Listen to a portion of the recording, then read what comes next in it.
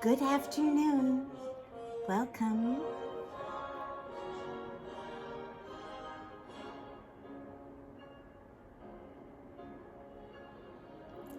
to the tea table. I didn't want to interrupt that gorgeous entrance of Tchaikovsky's Piano Concerto Number 1 in B flat minor. It might be one of my favorite pieces of music. In fact, it used to be my very favorite. When I was a very young girl, I heard it for the first time, and I attribute this piece of music making me fall in love with music and wanting to learn to play instruments.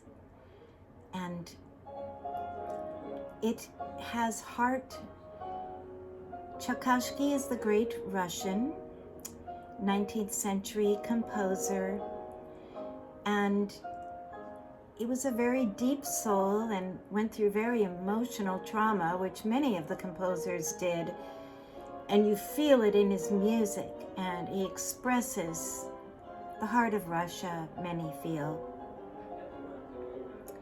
Well, I heard the backstory this week about this concerto that I never knew.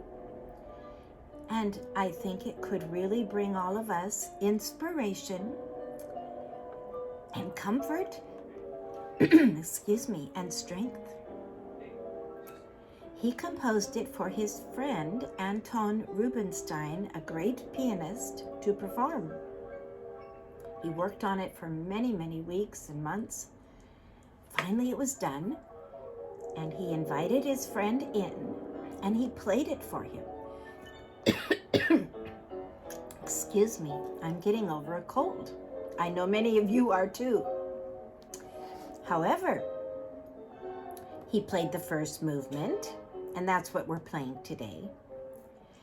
And it's a concerto, so a concerto is a solo instrument, like a piano, which he is using, with an orchestra speaking back and forth. So then he played the next movement, and Anton Rubinstein didn't say anything. And then he played the final movement, and nothing was said. And finally, Tchaikovsky said, "Oh my goodness, what do you think? What do you think?" You know, Anton Rubinstein did not like it. He was negative. He took it apart and told everything that was wrong with it, unplayable. And Tchaikovsky was devastated. And he put it away, and he thought, this is a failure, and he felt so bad. Well, later, the piece was, of course, rediscovered in his lifetime, and it started being performed and became one of his most famous pieces for all time, and one of the great piano concertos that a true professional pianist would want to perform. Well, eventually Anton Rubinstein came around and said, yes, it is a beautiful piece, and I was wrong. So I think what we take from this story is, when we create something and we feel good about it, and perhaps other people don't respond in the way we want them to respond, don't worry about it. If you feel deep in your heart it's expressing you and it's good, go with it and don't be discouraged. Associate your art and your creativity with people that give you good response. That's the lesson here. Well, we're going to let this play, this first movement, and it's quite long. It's 3 movements. We'll just play one. And you know, Tchaikovsky is the one who wrote the beautiful, beautiful Swan Lake Ballet, and most of you are familiar with that. And he also took Russian folk songs that when I was a young girl studying piano, I played his pieces, and he took March of the Slav, which was, he put the feeling of the hardworking men. And then he also did Dark Eyes, which was an old Russian in the minor mode, and I played those, and I loved those. I felt close to Tchaikovsky. I loved the feeling of his music, and so many movies. That famous song Dark Eyes, which has a different name in Russia. You might know it as a Russian name. I cannot pronounce it right now for you, but it is used in so many old film and movies to express the deep romantic pathos moment. Well, I'm all dressed up today because I am going somewhere special. First, could we have our tea? It might help my little cough here. And if you haven't gotten your, I'm going to put little Pilgrim away. We're going to talk about him in a minute. But if you haven't gotten your tea yet, please get your tea. You can push the pause button, grab your tea, and I will be waiting for you. But I'll show you what I brought you, because we're in November and it's Thanksgiving, and I have a set of old brown and white china that I have now fallen in love with, and I use it all the month of November for tea parties. See, it's so beautiful, and it has all different scenes of England. Let's pour out the tea. And there are different sets of brown china. Here's the sugar bowl, and this is, I believe, by Johnson Brothers, and it has scenes. I'm going to show you the screen picture. The old English inns and the houses. So beautiful, so creative. And I noticed they all have that touch of red on them with the brown and white. A splash of milk. And I am going to quickly have a sip of tea. Oh my, I truly need this today for medicinal reasons, yes. Delicious. And I brought the cookies today. I thought we're getting ready for a big Thanksgiving feast, right? All of us are getting everything ready. Let me pull my little cape around me. I'm trying to stay warm. I have a little heater going and a little fire going, but it's still chilly in here. I thought something simple for our November little tea table before Thanksgiving. Whoops, they're slippery. They're little simple oatmeal cookies, frosted. Just very, very light, and people could have one or two. And you can't see the dish they're in, but it is the same china. And it all fits together so beautifully. These all match, and they're, like I said, Johnson Brothers. And I will show you that pot again before we say goodbye today, but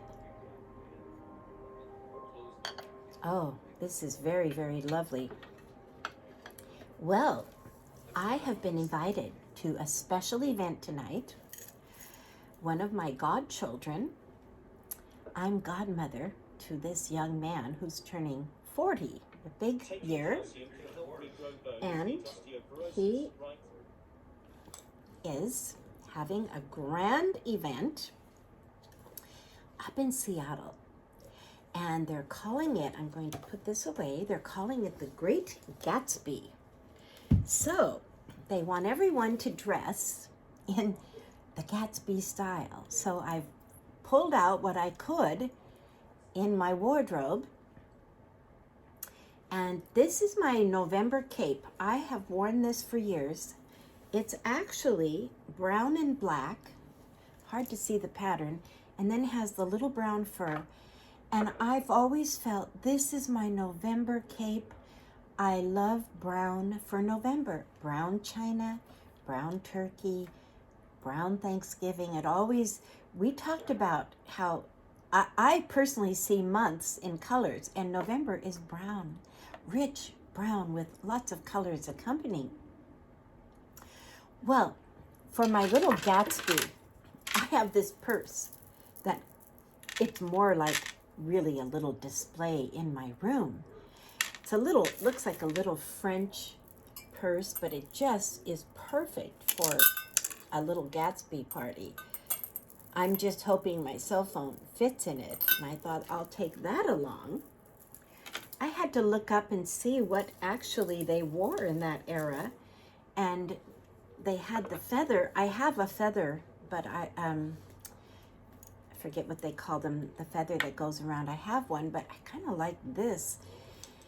And then they would wear lots of beads and kind of fringe on the bottom of the dress, and the hair, this is just an improvised version. But my son came over here last night, and he was looking around he wanted to have a suit. And do you know, because I don't throw things away, I found his brother's suit from way back, pinstripe, 3-piece, perfect. And he went to get a fedora, and so he is going to really look the part of the Gatsby. But it's going to be fun. And this young man, I said, is my godson, and so I want to honor him and attend. And I will tell you, part of the theme of my tea talk today goes along with this party, because I kept getting this cold and it wouldn't go away. It was kind of a sinus cold, and yesterday I thought, I can't go up there. I don't feel like it. So I wasn't going to go. But then I woke up this morning, I thought, no, I feel better, and I'm not going to miss an event. We have so few events in our world now. I don't know about where you live, but everything is slowly coming back after the COVID lockdowns. And I think if someone has a grand party, we need to do everything we can to honor that with our attendance and support, because it takes people to make it happen. And I know when I have gatherings, I put a lot of effort into it, and I'm so happy when the people come. And once you get there, you're so happy you're there, and it all works. I've noticed that often and I'm sure many of you have, it's almost like a battle, a spiritual battle to get places, because you have to drive on a freeway and you have to hassle. But sometimes we just have to take the bull by the horns and be determined and say, I'm going to go. And then it seems like, it's kind of like that famous Goethe quote. And, Goethe's name is spelled Goethe. He's a German romantic poet. And so a lot of people in America will call him Goethe, but it's actually Goethe in the German pronunciation. He has a famous quote that I love, and I'm going to paraphrase it, and perhaps I will get the exact quote and give it to you next time. But it's basically this: until one makes a commitment, nothing is moving in their direction. But once a commitment is made, all heaven and earth shake, and everything comes to help make that event occur. And I certainly have experienced that in my life. Making a decision and saying, I'm going to go, everything seems to pick up and help you go. Isn't that an interesting insight into life? And we don't want to miss out on anything good that is occurring. So I have on my table some special people. Yes, I have my pilgrims. And my camera doesn't allow me to go low, so I'm going to show you. This is my man, and he's carrying a pumpkin. And then, yes, we have Squanto, and he's bringing fresh fruit. And then we have the Lady Pilgrim, and she is bringing more fruit. And then we have this pilgrim. Now this is very interesting. These pilgrims are very elegant. They're just cream colored porcelain. But these are all colorful, and I've read the history of the pilgrims, as I'm sure you have. And they were not just black and white. They were colorful. And he's carrying a Bible, and then he's carrying corn in one hand. And then the pilgrim lady, oh my goodness, she's pretty. She has a little basket. And look at her costume. Look how colorful she is. And I like to put 2 of these on my dining room table. And then I like the colorful ones with Squanto. And then I put these 2 on my hearth above my fireplace. And they seem to just have such elegance. I love my pilgrims. It seems that people don't celebrate Thanksgiving like they used to, and it's harder and harder to find pilgrims like this.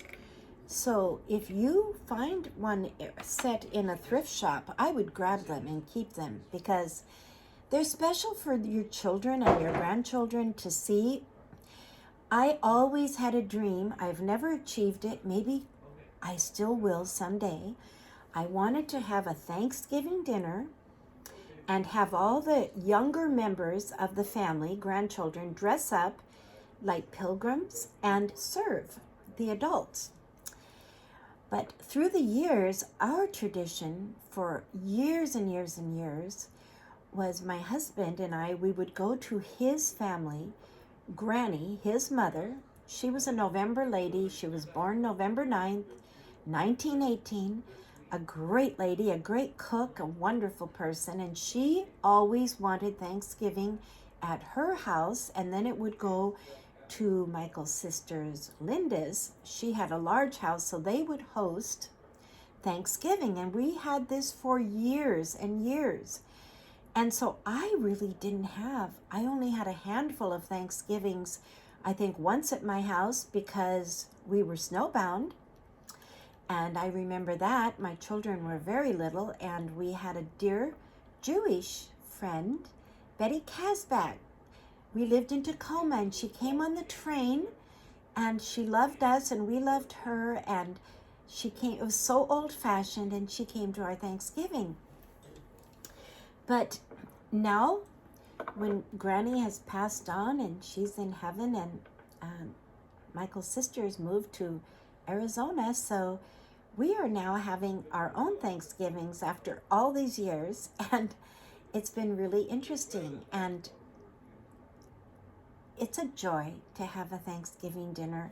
And I have brown and white china, which matches this.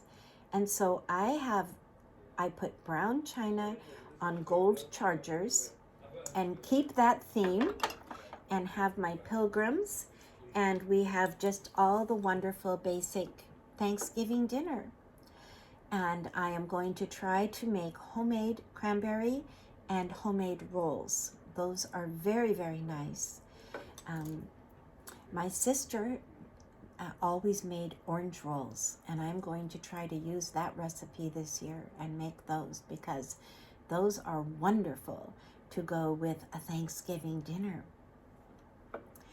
Well, I think that Thanksgiving has come for me this year so fast, because suddenly it occurred to me, next Thursday is Thanksgiving, so our next tea talk will actually be on getting ready for Christmas. It's just so fast. And then we have we've already seen around all these holiday Christmas displays, but I want to thoroughly enjoy the rest of November and really focus on the story of the Pilgrims, their lives. Our country is so beautiful because of them. We are founded upon biblical principles of freedom. We are founded upon really it goes back to the Magna Carta, which is 1215 in England, where the decree went out after they took care of John. There was King John, and he was trying to usurp and control the people, and they said, no, we are Christians and we believe the ground is level at the cross. And what that means is that whether you're a king, a prince, a pauper, even a slave, in God's eyes, we are all human beings and we are all equal. And so in 1215, the Magna Carta, which means big chart, established that everyone born on British or English soil was a free man, that no one could own them. And then through the years, we went up to the Protestant Reformation in 1517, which really brought a whole nother level of freedom, believing that our salvation, that from the Bible, that we are all priests, we are all saints, and in God's eyes, we, as Christians, we are equal, that no, even a bishop is not greater than a child, that God looks on the heart. Isn't that beautiful? Well, that in 1620, that's what the Pilgrims were coming here for, because England had changed and they had a king that wasn't going to let them worship God freely. They had Bibles by then. The Bible had been translated, and they had a Geneva Bible, which had come directly out of the Protestant Reformation. Martin Luther in Germany translated the Bible in German, and then we had the Geneva translation, which came from William Tyndale into the English language, and that came through Geneva, Switzerland, and that came through John Calvin, and then through John Knox in Scotland. Well, they had this Bible, and this Bible was powerful, and it was dangerous because it was telling the people they could be free, they could accept Christ through grace, through faith, not through works, and they didn't have to pay money. They didn't have to have indulgences to get to heaven, that God would forgive their sins. Pretty powerful.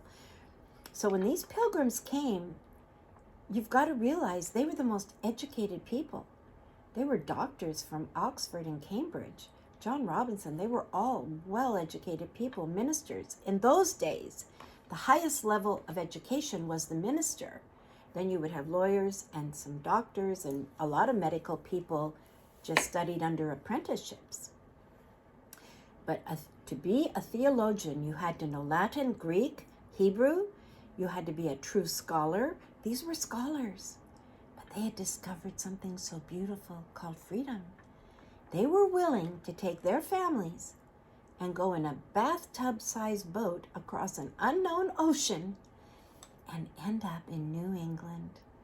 And before they ever set foot on the soil of America, which wasn't America then, it was just the New World, they didn't have a name yet, they drew up a covenant in their boat, and it's called the Mayflower Covenant, because their boat was the Mayflower. And that covenant, they said, we will agree. They signed it between them and God. A covenant means you make a promise to God that we will dedicate our lives in this land to God. And that is the very, very beginning of America. And then most of you know the Pilgrim story. They went and they suffered. Oh my, they had a hard winter. Many, many, many died. And then Squanto, a wonderful, nice Indian who had traveled, he had actually been taken as a slave before and gone to England and knew English and knew the language, and then had been freed because he was so gifted and intelligent. He knew how to, the Pilgrims said, God has sent us Squanto. Squanto was such a gift from heaven to them, helping them plant and know how to fish and how to cook. And that's where popcorn came from. That was the first popcorn, was from the native Indians in America. Isn't that interesting?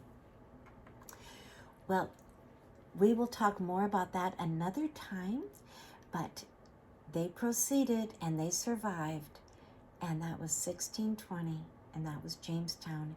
And that was not easy. But kind of like Tchaikovsky, but he gave his heart, he did his song, and eventually it was recognized and honored. The same with the Pilgrims. They had to pay a high price to be free, but look what God did. Gave us the most beautiful country in the world.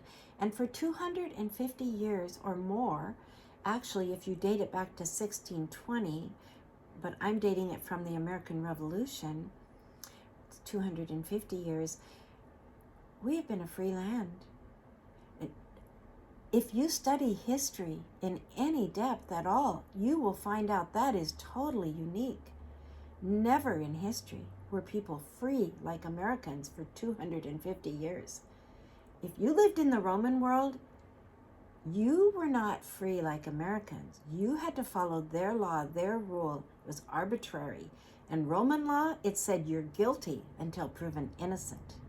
They did not have the Magna Carta that said you're innocent until proven guilty. That's a big difference. In fact, in many of the countries on the continent today of Europe, they still have that Roman law. The common law that we have, innocent until proven guilty, habeas corpus, comes directly from the Magna Carta, from King Alfred in the 10th century, goes back to Moses, goes back to the Ten Commandments, comes up through Alfred in the 10th century, then comes up to the Magna Carta, then comes up to the Reformation. And it was always a high price to pay for freedom, because there are always people that want control and power, and they want to control people. But we said, no, we're going to be a country of the people, by the people, and for the people. We are going to be self-governed. It had never been imagined before. The closest thing you could ever find in all of history to a self-governing nation would be back in Israel before they had a king. When they were trekking through the desert with Moses, and then they lived under Samuel, who was considered prophet, priest, and king. He was their leader, but they had elders, they had representative government, and then they eventually had a king. They wanted a king. They wanted to be like the other nations, so they had a king. The first king was Saul, then David, then Solomon, and the rest. But nothing in the world, Greece was nothing like America. The great, you go to the Assyrians, the Egyptians, the Babylonians, the Greek Empire, the Roman Empire, nothing. People were chattel. And there were a few on the top, like the chessboard. You always had the power on the top. Bishops. Chessboard is a picture of the Middle Ages. By then you had the church. So you had the bishops and the king. They're the power. You might have a knight barely get up. And the rest are what? Pawns. That's what the world looked like in the Middle Ages. And you have to say, what broke us out of that? It was the publishing of the Bible and going into the people's hands. And over 2 generations, the Western world became literate.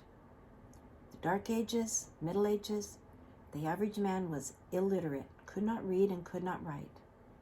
Every church service was done in Latin. Nobody had a Bible in their hand. You had to know Greek, Latin, or Hebrew to even read a scripture. The Bible was so precious and valuable, it was hand-copied. It would be chained, if they had a Bible, it would be chained to the pulpit. And the common man couldn't read it. That's why they had stained glass windows. So the man could, and women could see. It was like TV. It would tell the story. Christ is born in the manger, then his life, and Mary and Joseph, and then dies on the cross. It would all be in the stained glass windows. That's how the Middle Ages people, and so they didn't have power and they didn't have information, and there was so much superstition, and the powers that be could hold them in superstition and fear. And if you give this much money in the plate, you can get out of purgatory or get your relatives out of purgatory. was terrible. Protestant Reformation changed that. Martin Luther, he was an Augustinian monk, very dedicated. He didn't ever really want to leave the church. He wanted to reform it. He wanted to reform the corruption, but it didn't work. The Pope wouldn't let it happen, so he got kicked out, and so that's how the whole Reformation happened, the Protestant Reformation, and then all over Europe. And he said the most important thing is for the people to sing hymns and have a Bible in their hand. And he literally created a German language. There had not been a written, common German language. He translated the New Testament, gave it to the people. The printing press had just been invented, Gutenberg in Germany, perfect timing. Bibles were published, people learned to read. He established schools, he established education for all the young, all the children. He wrote catechisms to teach. He said schools should not cost money. Schools should be for everyone. He is called the first schoolman. He literally created what we have today in many of our universities today. And so the bottom line is, behind every story, behind everything good we have, there were people that paid a price. These pilgrims came along 100 years after the Reformation, wanted to worship and raise their children in freedom, end up in America. And that's the beginning of our country. And there's more to the story after that. I'm just barely touching the surface, but I think it's worth considering. That is why I'm telling it, so we can be grateful. Thanksgiving means giving thanks. Well, who are we giving thanks to? Each other? No, we're giving thanks to God. He's the one who has given us everything good that we have.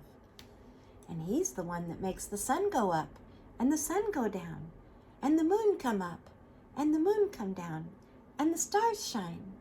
He's big, and he loves us, and he loves you, and he loves me, and he really, truly wants us to be happy. So at Thanksgiving, at your table, have the head of the family say the prayer and give thanks to God. Make sure the little children see the parents and adults giving thanks to God Almighty. Because I'll close with one of my favorite verses. And I think it's out of the book of Proverbs. And it says, "The fear of the Lord is the beginning of wisdom." And that fear means honor. To honor God is the beginning of wisdom. Thank you so much for joining me. I pray you all have a beautiful Thanksgiving. And if you get invited to an event or something special, if at all possible, go. And if you find it in your capacity to have an event and invite others in, do so. You will spread joy and gladness and goodness to all. And if you haven't subscribed to my channel yet, please subscribe, push the notification bell, the like button, and the share button. Share this with others that you think would be blessed. That is the whole goal of the tea table, to spread the joy of God and goodness. Okay, well, I will look forward to seeing you next time.